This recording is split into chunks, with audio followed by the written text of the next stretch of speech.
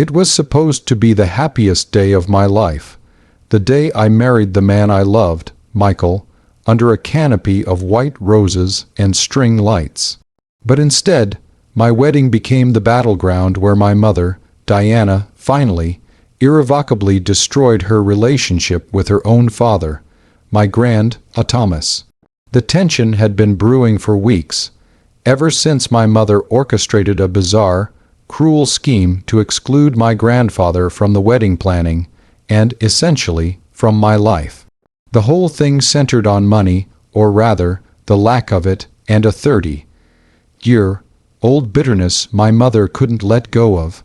2 weeks before the wedding, my grandfather, a quiet, simple man who had worked as a mechanic his whole life, handed me a check for $45,000. It was his entire life savings, meant for my down payment on a house, his wedding gift. It was an act of pure, selfless love. My mother found out, not because I told her with pride, but because she saw the bank transfer notification. Her reaction wasn't gratitude, it was rage. She cornered my grandfather in our kitchen, checkbook still on the counter, and in a voice thick with decades of resentment, she said the words that broke my heart. "Take your pity money, Thomas. I'm writing you a check for $45,000 right now. Go home. You've paid your debt. Now stay away from the wedding and stop embarrassing us with your mechanic hands and your meager savings." She wasn't paying him back. She was paying him off. She bought his absence, trying to erase his working-class history from her perfect, high-society wedding. What she didn't know was that my fiancé, Michael, wasn't just a successful tech analyst. He was the primary beneficiary of a massive, multi-generational family fortune, and he had been meticulously documenting my grandfather's exclusion. My mother threw away the last shred of my grandfather's love, the very thing that sustained him, all for the sake of appearances. The question wasn't if I should tell Michael everything, but whether I should let him use his family's quiet, formidable power to expose my mother's cruelty in the most devastating way possible. Right in the middle of her meticulously planned, pretentious wedding ceremony. Was I wrong to allow my mother's lifelong dream of a perfect society wedding to collapse under the weight of her own cruelty? Tell me if you would have done the same thing. To truly understand the toxicity of this situation and the context for my mother's venom, you need to understand the relationship between Diana and Thomas. My mother grew up in what she still refers to as genteel poverty. Grandpa Thomas was a brilliant, hard-working mechanic who owned his own successful garage, but he never aspired to wealth or status. He was perfectly content to live a simple, comfortable life. My grandmother, however, was not. She left Thomas when my mother was 15, citing his lack of ambition and the greasy smell that clung to their house. My mother internalized that shame. She didn't blame her mother for leaving. She blamed her father for being content with being a blue-collar worker. She dedicated her life to escaping that working-class shadow, marrying my father, Richard, a moderately successful but deeply superficial corporate lawyer, and building a life defined by expensive veneer and social climbing. Grandpa Thomas, despite the divorce and the shame heaped upon him, remained the most consistent, loving person in my life. Every Saturday, he'd take me to the garage, not to work, but to build things: birdhouses, model planes, once even a tiny working steam engine. He taught me the value of work, honesty, and self-respect, things my mother rarely emphasized.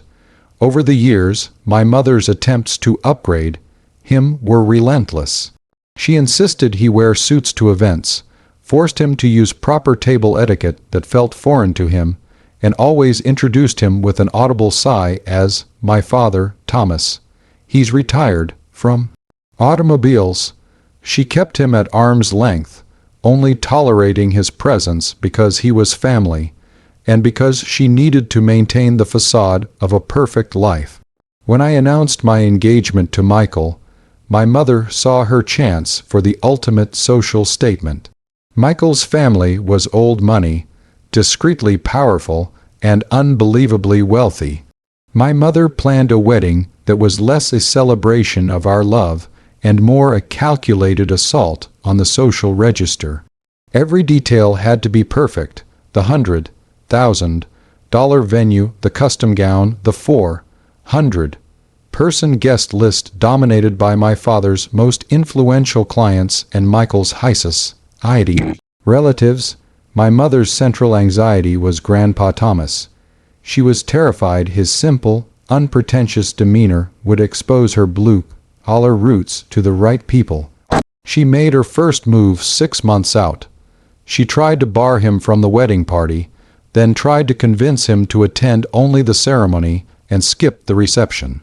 When that failed, she simply started ignoring him in the planning process, telling me, "Don't bother your grandfather with details, darling. He won't understand the nuance of imported linens." Grandpa Thomas saw right through it. He knew he was being managed, but he endured it all for me. Then came the check. He invited me to his small, tidy home a few weeks before the wedding. He sat me down and, with a tremor in his hand, handed me a check. $45,000, Amelia. He said, his eyes welling up, "This is everything I have. Your mother and father will give you houses and cars, but this is the foundation. Buy your first home with Michael, my dear. Build it sturdy." It was the most beautiful, meaningful gesture I had ever received. I hugged him, tears streaming down my face. I knew what this sacrifice meant. The disaster struck 3 days later.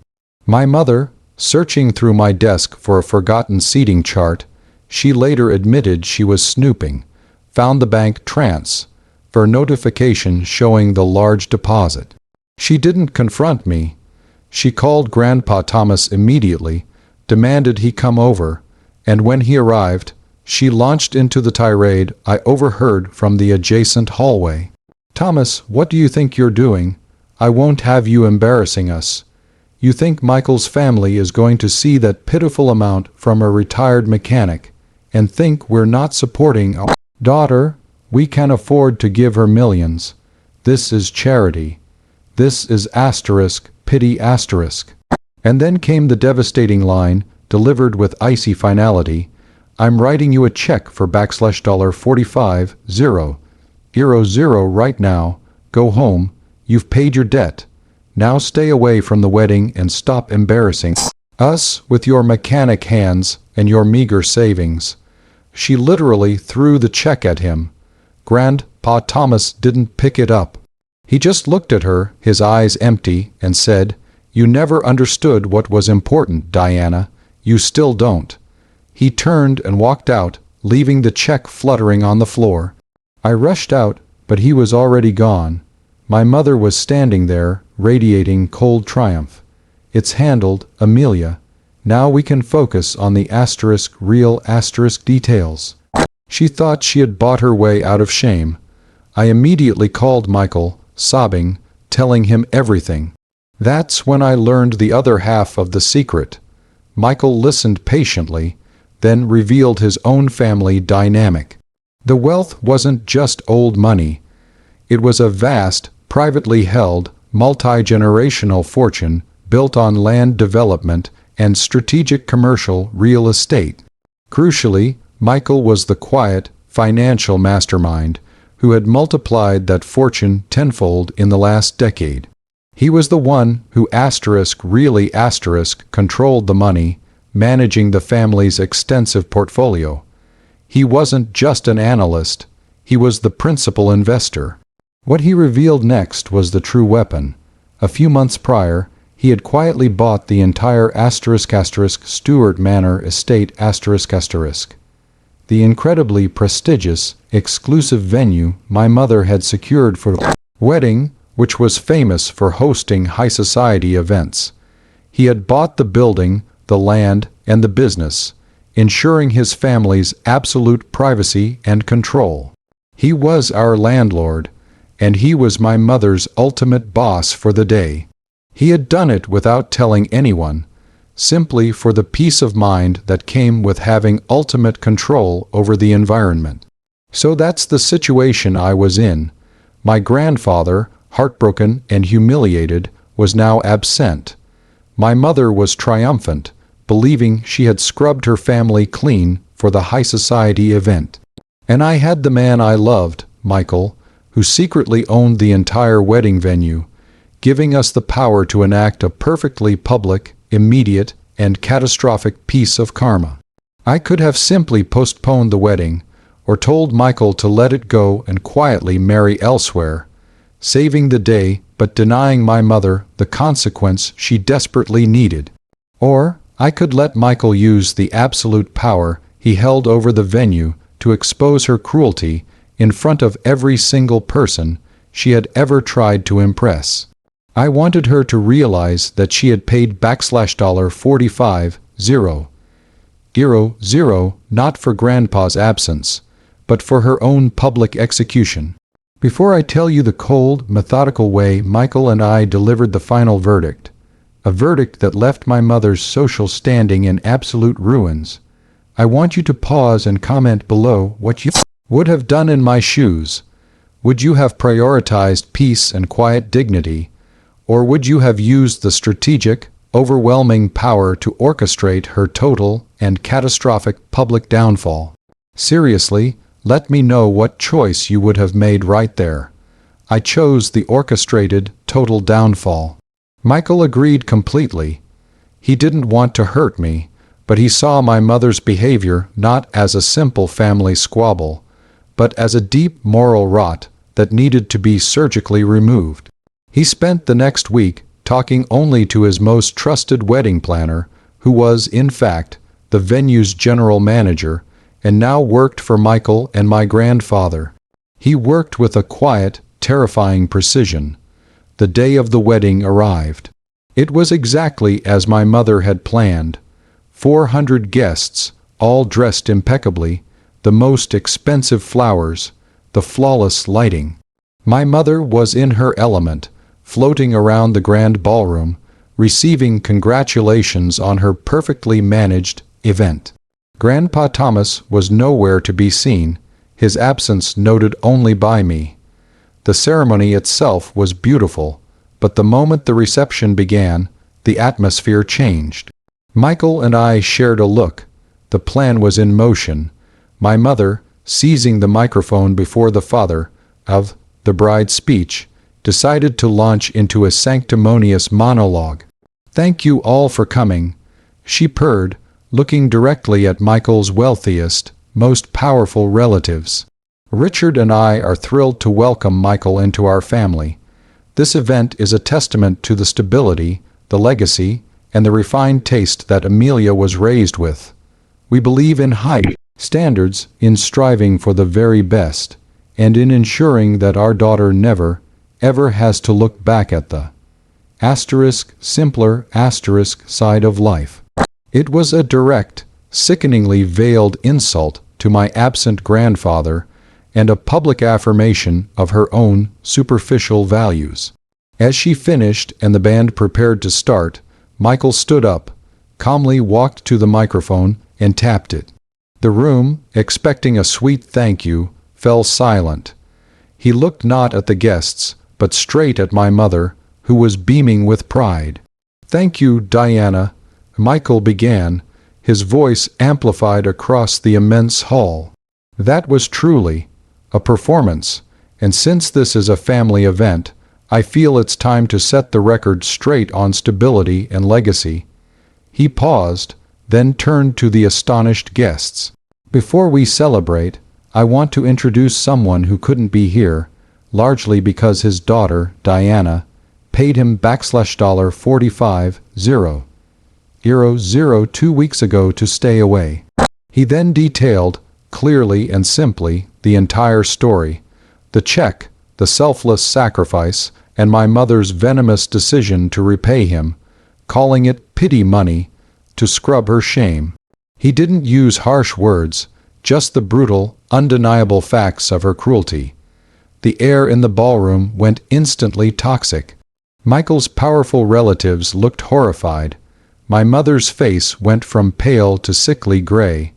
Then came the final, devastating blow. Michael looked at the general manager of the venue, Mr. Harrison, standing discreetly near the entrance.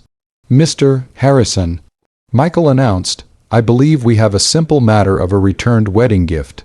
Since Diana insisted on repaying her father's generous $45,000, she has made it clear that she wishes no part of his legacy of honest, simple generosity. Therefore, I must inform everyone that, as the sole owner of the ** Stewart Manor Estate **, a company I purchased in full 3 months ago, I am terminating the rental contract for this evening immediately due to moral misconduct by the contracting party." My mother shrieked, "You can't do that. This is my reception, the food, the guests." Michael cut her off, his voice ice cold. "The caterers, the band, and the flowers have all been paid for in full by me, Diana. They will continue to operate, but this reception is now a ** celebration for Amelia and Thomas. You and Richard are no longer the hosts, and your presence is no longer required. You have exactly 30 minutes to collect your personal belongings and vacate the premises." He then turned to the stunned guests. "Everyone else, please stay. The party continues. Mr. Harrison, please escort the former hosts out." The chaos was magnificent. My mother, utterly stripped of her control and social standing, was physically trembling as the venue manager, now taking orders directly from Michael, motioned for her to leave. Her face was a perfect mask of horror as Michael's society relatives watched her being unceremoniously escorted past the dessert table. My father, Richard, too cowardly to fight, just hurried after her. But Michael wasn't done with the final, perfect flourish. He took the microphone again. "And now," he said, smiling, "I have one more thing to share. My family jet has just landed. Grandpa Thomas, who is currently waiting on the tarmac, has graciously agreed to fly out here and join us. Please welcome my new, true father-in-law." Grandpa Thomas, flown in on a private jet, a touch of spectacular irony, arrived an hour later, looking confused but deeply moved. The remaining guests, the ones who truly mattered to us, gave him a standing ovation. We had the wedding we deserved, rooted in love and honesty, not pretension. The aftermath was absolute. My mother's social standing evaporated instantly. The story of her public humiliation became legend among her high society peers. Her husband, Richard, blamed her for the entire catastrophe, leading to a nasty, expensive divorce.